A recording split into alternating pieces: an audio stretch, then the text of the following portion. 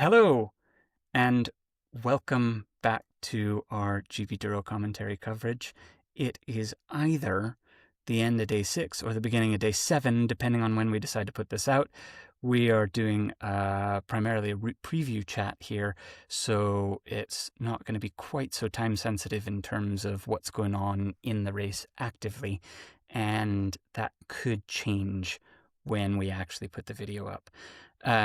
You've seen we've had some wonderful guests so far. In this conversation, I am incredibly pleased and privileged to be able to welcome Sam Kerr, who is an off-road adventure cyclist based here in Glasgow. By day, she's a silversmith. She would describe herself as an ultra-endurance beginner. I'm not sure I would describe her that way because she has certainly participated in quite a lot of ultra-endurance events, more than I have. And she'll maybe explain a little bit more about why she says that as we get into some of her experiences of ultra racing a little bit later on. In addition to that, Sam is a really passionate advocate of getting more women and non-binary cyclists into racing. And I think that's an interesting descriptor because I've spoken now to two GBDURO women who talk about getting more people onto bikes or onto off-road bikes. There's a real distinct thing in saying about getting cyclists who are already riding into racing. Tell us a bit more about that, Sam. Well, I mean, I think personally I was quite lucky because I was into cycling already. And I feel like the confidence that racing gave me specifically, I just felt like absolutely nails and confident even when I was rubbish at it.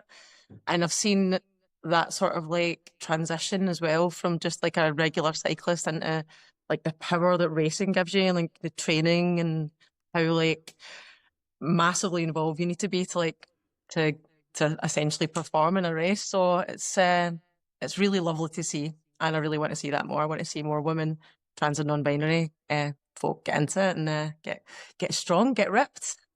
Cool. Yeah. Make it a fight. Make it a big tough race. Yeah, it's like, of course, like racing is so much like can be gnarlier. I mean, of course you can race like any way you like. You can just show up and you can have a nice time and you can get the race bants or whatever. But it can be quite gnarly, you know. You're doing some pretty mental things. You're like fixing mechanicals at the side of the road. You're skipping sleep. You're starving. You're, just absolutely bogging. It can be, and you're injured. You get small injuries. You're cutting things you don't even notice, and you wake up the next morning covered in blood. And you're like, how'd that happen? So it can be gnarly, but it's also so much fun, and it really does bring something out of you. This sort of like weird survival madness. I know it's a really great thing, and I'm super addicted to that. So I'd really love to see more people do that as well. Cool. I want to hear more about that sort of as we wind up towards the end, because I want to give you an opportunity to plug some of the initiatives that you are working on to do that. But the reason I've got Sam here today is I don't think I know anyone other than maybe Stu Allen, who created the Badger Divide, who is more familiar with that route. The Badger Divide may not mean much to lots of our GBDURO dotwatchers. We're not following the Badger Divide exactly, but this next section of the route of the GBDURO taking us basically from where we leave Scotland's Central Belt. So at the time of recording, 5:30 on Thursday afternoon, the 14th of August, Tom is the only one coming through there yet, our race leader. By this evening, he's going to be into some tracks that I would sort of class as beginnings of the Badger Divide. And over the next couple of days, we're going to start to see the rest of our racers spend a lot more time there. Like I said, we don't follow it exactly, but broadly, this section that gets us from the Central Belt into the Highlands is the Badger Divide. So what is the Badger Divide, Sam? Tell us about it. I mean, it splits like the country in half, just as obviously like the Douro does as well. And it ties up Inverness to Glasgow off-road. And I'm going to say that I'm my obsession is probably rooted in the fact that I used to live in Inverness and I used to maybe do that journey quite a lot. I don't know. Maybe that's something in there, but it is also just totally incredible. I mean, it was also the first thing I ever did off-road, and I still find it hard to beat. It's just so incredibly beautiful. And also it's lots of it is like off-road traffic free, taking you through forestry and little glens and, you know, like so many glens. It's very beautiful, so especially, I think everything, I mean, obviously living in Glasgow, we tend to ride the bit from here to Aberfoyle loads as well. That's how we get out of town. So I'm kind of sick of that. But everything after that, I feel like the adventure starts in Killen for me now. But, fair enough. Yeah, I love it so much. Well, that's also where the GBDURO is joining the route, effectively, exactly, right? Makes sense, So yeah, I think my loose, uneducated understanding about it is that Stu Allen created it roughly to be a training route for the Tour Divide. I don't know, but I was thinking about this the other day. I don't know why he did it, but it's definitely, I was looking into, you know, there's like the Badger Divide. And I was thinking it must be because of like that. Anyway, I was just thinking that might be why it's called that, So he's kind of nicked that and called it Badger, which is cute. Yeah, I don't know. I mean, it is just beautiful. I mean, it's a collection of other routes that already existed. So we've got the West Highland Way and takes the Great Glen Way and stuff. I mean, is there a part, maybe the Rob Roy Way? It involves loads of different route collections, and he's just sort of linked them all up and through. And it is like 100% rideable, which is so unusual for a route collection that big. Because you're usually up for like a bit of hab, and you can ride pretty much the whole entire route, which is quite good. Yeah, it's quite accessible for that reason. I think I remember really looking forward to it, almost going, oh, thank God, it's going to all get rideable now. After coming through, you know, Wales and the Pennine Bridleway and stopping every 90 seconds to open another gate, or pushing up stuff that you would struggle to walk without a bike, to then come up to the Badger and kind of know what's coming and go, comparatively, it almost seemed easy at that point in the GBDURO, and it's far from easy. It is. I mean, I was going to say, because I looked at the sort of like route profile for the GBDURO guys who are doing it. I mean, it is a little respite in the route, because you're actually taking quite a lot of, like, as we pointed out, there's a wee bit of road as you like leave Callander and stuff, and then you've got like the easier tracks as you like go north to like Loch Ernhead and stuff. So it is a little respite. So that must be where you, like, you know, got all your gains back when you were I guess so. Do you mind if I put up the route on screen while we talk through this bit step by step? And there we go. So I have got stuff there. Since we're doing mostly chat, I did not have a screen share up so we could see each other. But I think as we start to get into some of the finer details of all this, be helpful to maybe look through there.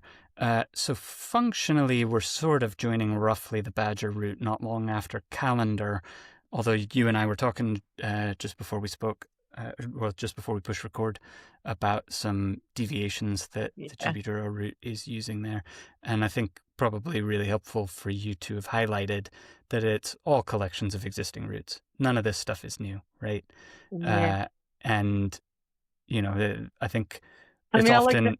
It's easy to start accrediting routes to whoever plotted something before, but ultimately I think it's kind of impossible to plot a route in the UK that hasn't been used in some form by someone else somewhere. I mean, I think at the time, for sure, it was absolutely like groundbreaking, because not a lot of people were riding walking trails like that much.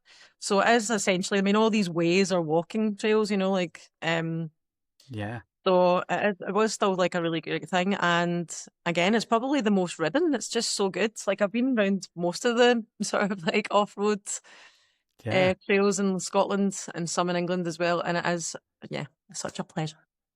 But we were just saying, so the guys that we taking like the deviation, which I love to call the Easy Badger route, which sort of misses Glen Ampo.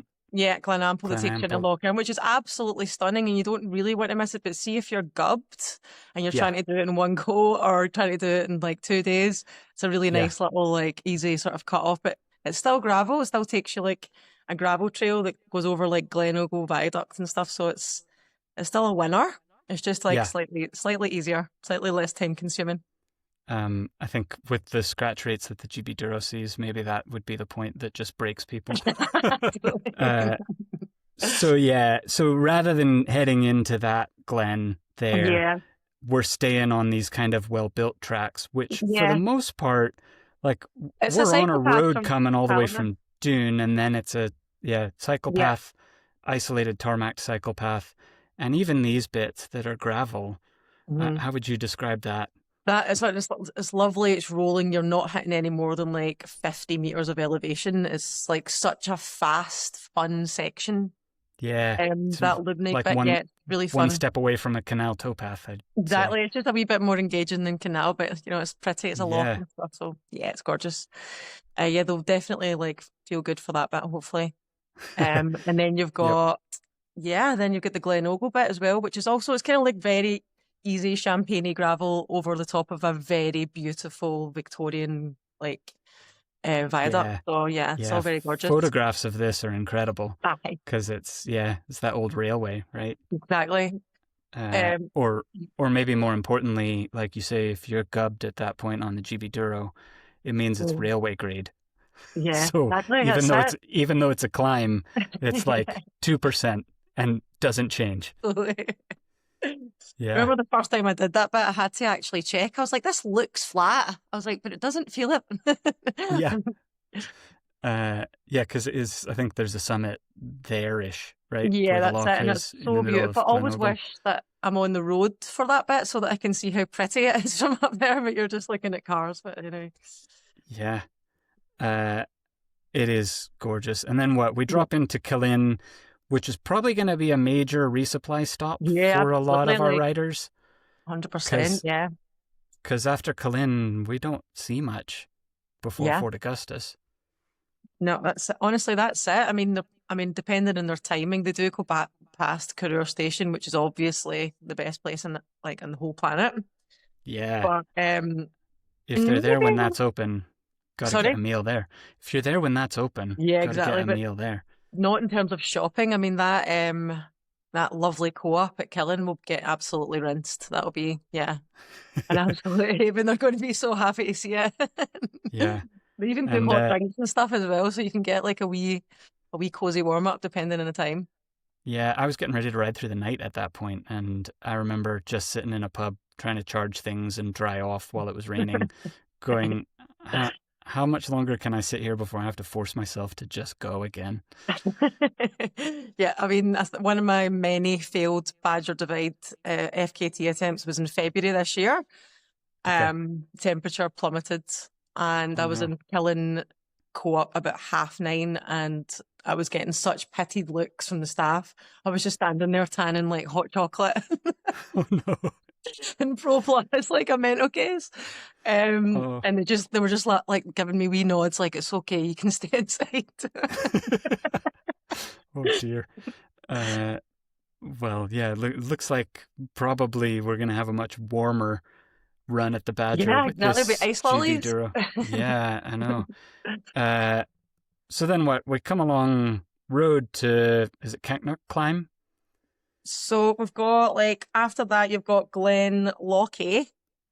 So I can't remember what the climb's called. Sorry, you might have said that. It's gonna sort of I think it's called Canknock. Yeah, that rings a bell. I don't know how I'd pronounce it, but it's formerly tarmacked, or it's tarmacked but hasn't been maintained in a decade. That's it. It's also completely traffic free, so there's fence gates and stuff, but it's rough, but it's not gravel, so it's it's fine. Yeah.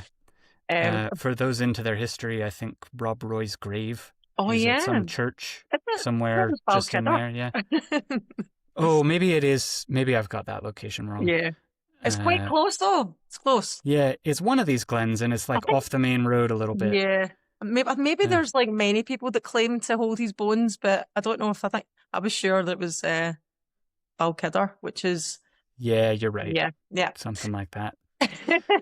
So we make it up and over Banknock or Canknock. That's it. And then you've got a gorgeous to descent into like Glen Line, obviously, which is so pretty. And and eventually come into that post office, right? Yeah, exactly. And if it's open, then amazing. If not, I used it for shelter before. It's got, the seats and stuff's got like a canopy, and you can get like a wee kip there and stuff. So it's actually a good little, bivvy spot. Yeah. Yeah, absolutely. Cool. And then after that is one of my favourite ever sections of the Badger, which is one of the roughest as well, for sure. It's definitely mega challenging from both directions. So either from Bridge of Balgay to Loch Rannoch, you've got like a really gnarly, lumpy, like Land Rover track ascent, and then gorgeous single track to take you to like the peak of the hill. And then it's like an amazing, like your reward is a forestry descent. Incredible. Which is really quite... Now, is there a Badger deviation here? Yeah, there was a bridge. The Badger takes a single track into the field there somewhere, doesn't it? Yeah, but I mean, this is the official route right now because there's still a massive bridge down, so I think they just keep it that way now. So they just take it off. Yeah. Got it. So we make it over the rough stuff, and then we get a bit of respite for our backsides. That's fair. Yeah, that section of road is always super welcome. Yeah, all the way along to Bridge of Gower, little guest house there that some people may avail themselves of. Have you stayed there? No, I haven't. I've always wanted. It's on the list. I've never been desperate enough or within the right time bracket to like get the ticket or whatever. But love to. And then we're starting to talk about the road to the Isles, talking about repurposed other old routes. This, I don't know where exactly you would say the road to the Isles starts, but I know there's signage along this next big section to Carrour that calls it that. So what's that like? I mean, that section or the road to the Isles, because I actually don't know much about that. This section. Yeah. This section again is another favourite. I keep saying everything's my favourite, but honestly, honestly everything after Callander for me is just incredible. But this bit is one of the most stunning like ascents and descents ever. It's almost like a mega straight gravel climb for ages, and then you sort of sweep round the mountain a bit, and then it drops you down into Carrour, so you can see like Loch Ocean and you can see Carrour Station, and you're just like surrounded with the mountains. It's unbelievable. It's so pretty. It's quite a hard climb, by the way, but always worth it. Yeah. I would say this is also sort of where, for me, the scenery starts to change scale. Yeah, absolutely. Cairngorm's massive up there for sure. Yeah. So descent into Carrour. Yeah. Nice and chunky. Chunky. Keep you awake. You already mentioned the station house. Why should people know the station house? So obviously the station house is it's the highest train station in Britain, I think. I should have double checked that fact there, but also has an amazing, well considered pub that's open till 2 and then open till 9 for drinks. But I think they stop serving at 6. Always good to know. Okay. But they do really good food, and it's all locally caught and butchered and stuff. So it's venison stew is my absolute favourite, but they do loads of stuff. But and they just have pints and juicy pints. Those hours are ones to look up before you lose the signal, right? Yeah. Yeah, they are accommodating to a degree. If you're coming in at 7, they'll keep a plate for you and stuff. But they're good if you give them a wee call. Okay. Yeah, they have been very kind to many cyclists over the years. Yeah. And we know that train station from Hollywood as well, right? That's it, from train spotting. Yeah. Also, it's very easy to bail at Carrour for that exact reason. Uh-oh. Let's not tempt ourselves. Yeah. Yeah, don't talk about that. Yeah, I guess if you're doing a Badger run, that is probably the bail point, right? Yeah. Although we've had plenty of bail points before. Yeah, I mean, it's something that any person, any ultra person or any rider has to consider, because safety, or you're ill or an injury, it's just good to know where you can get up the road. But yeah. And then Loch Ocean, we'll hear lots of gravel riders talking about Loch Ocean gravel. Yeah. Why do they talk about it? I mean, it's just perfect gravel. Like you've had quite a lot of chunky stuff so far if you're on this route. I mean, even if these guys have come all the way from the tip of Britain, but this bit's just like flowy, sweeping champagne gravel for ages, all the way to like Lagan as well, like through Lagan. So Yeah. a really big section that is just super fun, nothing too steep, just like flowing, easy to ride, and unbelievable scenery. Like the visuals are incredible. You've got so much to look at, so much to take in. Yeah. Yeah, it's really pretty. It's very, very special up that way. We're looking forward to that, hoping our Yeah. photographers can make it out there. It's, Especially if this heat wave continues, because Yeah, we should true. have big, clear skies. Yeah, it's going to look like Yeah. somewhere else if it's going to be all sunny. I know. What country is that? Okay. And so everything's been amazing for ages. Then what? Yeah, and then obviously you've got the Koreanic Pass. You do Yeah. go through a little deer reserve, Oh, yeah. like a deer reserve first, which is quite cute. So you get to see like families, like tons and tons of deer, which is very, very cute. So that's your little like cute reward to like prepare you for a Koreanic Pass climb, which is obviously absolutely nails. It is steep, it's rocky, it's got switchbacks. Oh, yeah. The zigzags just up there at the top. And it's it's rough. Yeah, it's hard. It's hard work. There's our zigzags. Yeah, totally. I mean, I did say the whole thing was rideable, but I mean, you definitely could probably get off there and save your legs a bit. Yeah. Yeah. That's maybe rideable on a day ride. Aye, get off, take a picture, chill out a bit. Yeah.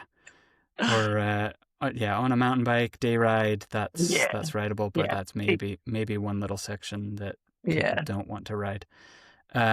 Okay, so taking us up and over the Korearic, which again for the history buffs, that's a military road. Yeah, it's old General Wade, General Wade military road. So really famous, like Drovers Road to get the troops moving. Yeah, goes back. I don't think it's directly connected to the Jacobite rebellion. No, but it's sort around of, that time. So like 1800s, like it's all like 18th century. So like 1700s. Yeah, it was built. So yeah. And make sure we could get the British troops all over Scotland quickly. Yeah, I guess was the plan. I do feel like there has to be like a gravel route or an off-road route where I tie in all of General Wade's like productions, like his roads, his bridges. I'm going to try and like make a route that involves all that. We might have to have an offline conversation where I introduce you to a pal who's doing something similar. Yeah, my pal Eddie in the West Coast is fascinated with the Drove roads and the Wade roads. Exactly. And I went over the Korearic with him recently. He didn't quite want to do it on his own, so did that recently, and that was him ticking off that bit to say I've done that bit of that road.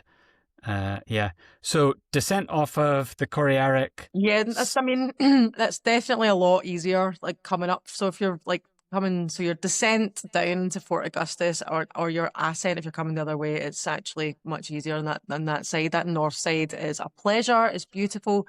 It does have loads of those bloody like massive drainage ditches, culverts to hop. But it's essentially like obviously you get the first view of like Loch Ness as well. You're just like, what?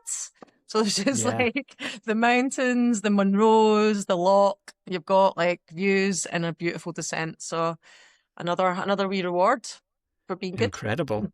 And I'd love to have you take us on into the next bit, but I think we're going to lean on a different expert for that, assuming I can get that thing scheduled and have that conversation, because we start to move into the Highland Trail 550 routes there. Yeah. Well, Korearic's actually part of the Highland Trail 550 as well, right? So if any of our GBDURO riders I don't think any of them have done the Highland Trail, but can often be a familiar section for people, or for our Scots, Keith, who I'm sure will have ridden the Badger at some point, is going to be familiar with it. Tell us about, so how many times have you completed the Badger and how many times have you set out to complete the Badger? Right. Completions full 3. So, and I've hit it from both sides maybe like I don't even know, I've lost count, but I think Glasgow to Career I've done 4 times, and I think maybe the same in the other direction. Mm-hmm. And it's always been, not always actually, sometimes I deliberately cycle to Career to get drunk. Like I'll just go for some pints, right? So I'll be like, right, this is a good 200k gravel day. It's a Grodax or whatever.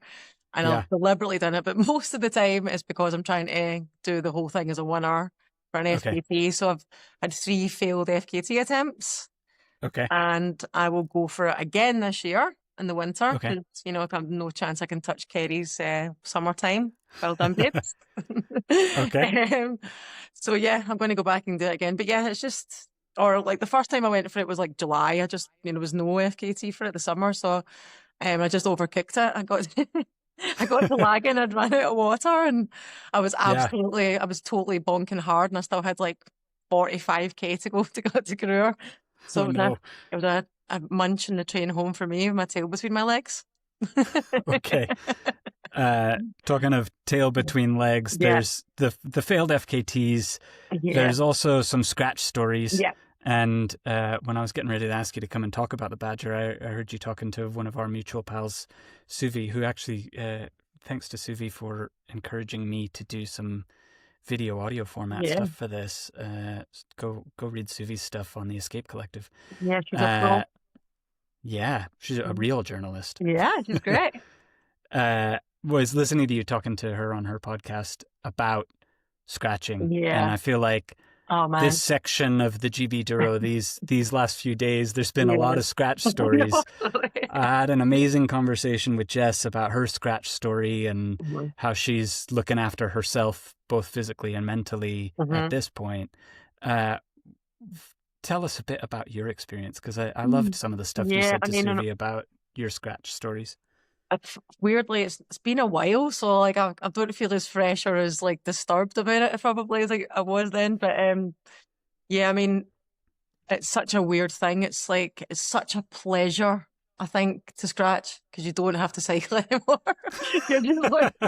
you're like, this is an amazing decision, and you feel so good. But then obviously the weight of like disappointment and all that comes into it, and you're just like, it sort of takes a while to like bed in that you're probably going to be pissed off yourself. You've trained this hard, you've taken all these sacrifices, and you've not done what you set out to do. But I mean, scratching is a huge part of like learning to be an ultra rider, like knowing how to pace properly. I've always paced badly. That's something I've hopefully taken into this year. Like pacing is like so important, and obviously fueling and hydration and looking after your body, and just knowing your limitations as well. I mean, everyone's like, push yourself the hardest possible, and I'm just like, just know what you can do without like having to scratch as well, which is really important. But yeah, I've had some pretty mad scratches. My Highland Trail scratch was my first ever ultra, and I did 440k, I think, of the 900k route. Okay. I scratched with 2 feet that couldn't move because my ankles had swollen up. Yeah, it was absolutely mental. It was like one of the hardest things I've ever done in my life. And I can't even believe I still did. Like I didn't even scratch the day that my ankles blew up. I still kept going. I was like, I could do this. And then I was like, they're not going to get better. Yeah. Was that the right decision to keep going? No, it was the wrong decision. But I think there was an ego thing there. You know, I'd like talked about it for so long. Like I told everybody I was going to do the Highland Trail, and like I think I said I was going to do it in 5 days as well. I totally very naive to the route for sure. But when I finally scratched, it took me like 3 days to get home. 3, not even 1 or 2, 3. It was nuts, because you're like stuck in the middle. Like you're stuck in the most furthest point of the route, like near Glenelg, where you said your friend's from, like up that way. Yeah. And then you need to like wiggle your way home, and there's no trains for your bike, and you've got loads of stuff, and it was a total nightmare. I ended up spending like 3 nights absolutely wrecked with no chat in hostels. Oh no. No. Yeah. That sounds awful. Mm-hmm. So having had those experiences, what are you taking differently into next ultras? I mean, Ultra or ultras? yeah, so I've definitely learned that I've done too much. Like my training for the Highland Trail ended about 6 days before I left, and I'd done like 600k. So like I felt I just enjoy cycling so much that I tend to do too much, and I'm pretty much always knackered and happy. I'm just like, oh, I feel great. I've seen so much of Scotland. I've cycled so much, and then I have no energy for the thing that I'm training for. So Yeah. I've had a coach this year as well. So that's been like a big eye opener. They've been pretty, strict and telling me I have to do much, much less training, which is blew my mind. Okay. So yeah, so basically just like doing less, being more aware of my body, of learning how to feel properly, not getting overexcited when you catch a really fun person you speak to. Oh, he's such good chat, blah, blah, blah, blah, blah. Then you end up like bursting your legs for 60k. So yeah. Yeah.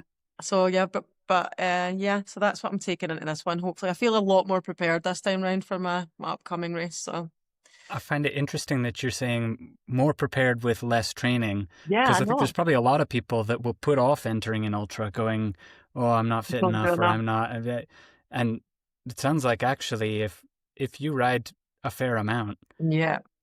probably you're already further along than you think. Yeah, absolutely. That's it. Like a lot of people like that I go out with are like rested normally and they're like pinging and I'm like, it was only till recently that I realized what that was. I was like, what is this rest thing that people keep doing? I just don't understand why they're staying in. So yeah, I've had to skip a lot of sunny rides. This year's been so nice. Like we've had the most amazing like weather this year. So it's been a lot of like, I mean, again, privileged. I'm so lucky that I get to choose, but I have had to like, stay in or like not ride when such beautiful days because I'm resting my legs and it does pay off. Like Yeah, actually, yeah, but just it's so focus. frustrating, isn't it? Yeah, it's very frustrating. Like, yeah, Yeah. it's been good. So It almost makes me wish I was on the GBDURO just right now. now, I At know, least, absolutely. like, it wouldn't be good training, but at least I'd be outside in the sun all this time. You do have to worry about Although I think, hydration though. That's the thing though. Where are you getting your water when all the rivers are all bloody I sparkling and know, stuff? So there will be a sort of like a water supply problem from the guys. I Don't need think to watch so. that. Yeah. Yeah. What is it you're training for? So I'm doing the land between, which is essentially a week tomorrow. It's 100% a Okay. week tomorrow, not essentially. And it's 515k, Okay. 60, 40 off like road to off-road split. Okay. Keep you honest. Cool. Yeah. Bit of the Pennine stuff, bit of stuff like the GB Duro folk I went Okay. through like today or yesterday. So like the So, halt so you're whistle practicing. and You're practicing your patience for opening and closing gates. yeah, that's it. I need to be very patient. Yeah. I hear the gates are bad, but I feel like they always are these days, especially there's a bit of the sandstone way, which I've got a pretty major hatred for. Okay. Well, parts of it anyway, it can be very muddy, but yeah, gates are going to be the deal. But that's the difference in an ultra though. You're you're definitely more patient with them because you're not like, it's not like a race where you're Yeah. like doing, 30k an hour or whatever. But anyway, so yeah. I'm going to try and do it in one go. So that was been my training plan. That's been my focus is to like prepare myself like to do it without sleep. Okay. So yeah, I'm excited. I can't wait That's to start. I feel so yeah. pure and healthy and booze free. So I really want to like go and Oh yeah. cycle really Gotta far away. gotta make the most of all those rides you skipped. Exactly. And hope it stays sunny for another week. That would be the gutting thing, right? Is if you miss out on the heat wave and then Yeah, it just chucks it down next week. that's bad. There'll be some new storm or something probably. Yeah. Yeah. Well, we'll be keeping our fingers crossed for you. Yeah, I'm And excited for I sure. think I've seen Dotwatcher is covering the Yeah. land between. So we'll be watching your dot, curious to Yeah. see how it goes. Also keen to hear a bit from you about your advocacy activities.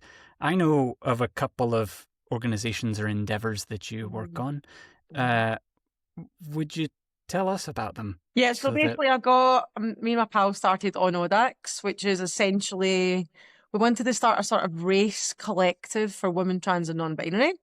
So which is essentially what we talked about earlier, to get people a bit more confident within their cycling already. We're not really like the grassroots stuff, although there are little canal rides and stuff just for like social so we can talk shit or whatever. But yeah, mostly what we really cared about was getting, women and trans and non-binary folk into racing, because we came from like a cyclocross background and did like crits and stuff, and then like I did some gravel racing and stuff, and it just like, again, it really makes you feel incredible. So yeah, that was our deal. So we do some like we do skill sessions to get you like sort of prepared. So we like sort of emulate a race to get you in that sort of zone, get your confidence. Because a lot of people have got such low confidence when it comes to like racing. They just don't even believe that they can do it. And then, you know, the minute they have a wee battle, something comes out of them. They're like, ah. So yeah. yeah. And in your experience, how accurate is their lack of confidence? How far away from being able to do it, are they really? Oh my God, absolute miles away. I've seen people that came in our first ride win the crit race recently. Do you know what I mean? That was like last year. Like someone like podiumed at the gravel crits. Okay. Do you know what I mean? So it's amazing. Yeah. Incredible. You just need to like, I mean, I don't want to say the risk of being cheesy, but you just need to kind of believe, or at least test yourself. Like, you can't say you can't do something unless you try. So give it a shot. If you hate it, which it is hard to race, it feels crap at the time, but the buzz after is quite amazing. So yeah, so that's definitely really important for me. And also I help Ryan out, who's Ryan's the gaffer at Glasgow. So Ryan is really also super keen in getting more women to like get like, you know, better at riding gravel. He already has quite a lot of women show up for it, but he wants like to get them nice and fast as well, so they can give the lads a run for their money. Yeah, give them a wee challenge. Yeah, sounds amazing. Yeah, they seem to do a lot of social gravel rides in and around Glasgow, right? It's a total buzz. It's a really uplifting scene. Yeah, definitely has like intermittently got quite a lot of women come and go, but then most of the time it is, you know, still guys. But it's just the way things are. Yeah. I'd be keen. I'm just thinking of this right now, so don't have the opportunity to do the research and find out first. But I'd be keen to find out how many of yours and Ryan's participants have done some of the other racing collective events. Because obviously we talk about kind of what it's like to get into racing. Yeah. And I've been talking the last couple of days with Lucy and Jess about making the leap into your first kind of ultra. Yeah. And one of the things I think is so great about the way that the racing collective is set up is there's these, the Penn Duro, England Duro, Wales Duro, Scott Duro, and the Scott Duro is effectively a badger, but an enduro badger, right? Like that really, and you're racing Strava segments. And then there's the other ones that are more scavenger hunts, right? Where the trans races, trans Scotland, trans England, trans Wales, where they give you the GPS coordinates, and then you've got to make your own route to draw all these things together. And I'd be curious to find out how many people from that kind of circle of Glasgow and on Audax have gone and done that, because it seems like an obvious kind of. Yeah, it seems like an obvious follow-on to get from... I mean, people that I met through Glasgow had already done ultras, you know, like people... Yeah, so, you know, like there was Mike and stuff, had already done the Atlas Mountain Race, and I did the Dales Divide with a guy that I met through Glasgow earlier this year. But yeah, there's loads of little sneaky ultra folk in there that are already having done. They're quite unassuming folks. So, and then you're like, "Oh right, you did an ultra last year, amazing." But yeah, so there's loads. I mean, a lot of people just absolutely love bike packing. So it's like, you know, it seems like a natural progression. Like, okay, so I could do 1,000K. I may as well do it as part of something organised. Yeah, yeah, and especially when it comes to, you mentioned like the sort of scavenger hunt elements. The more you have to like engage with in these things, the more like interesting and more fun you have. So you know, I mean, it gives you like a different sort of. Then you're not spending the whole time thinking about your race performance. Exactly, or your legs. There's the other bits of processing that's going on. Yeah. Cool. Fun. Yeah. Well, have I skipped over anything major that we said we were going to talk about here today? I think so. I think we've covered. I feel like I'm coming to our wrap-up point. Yeah. And I think I'm doing a better job of sticking to time than I did this morning. Yeah, I've had an absolutely wonderful conversation here with you, too. Sam. It's so nice. Thank you so much for talking us through this next section.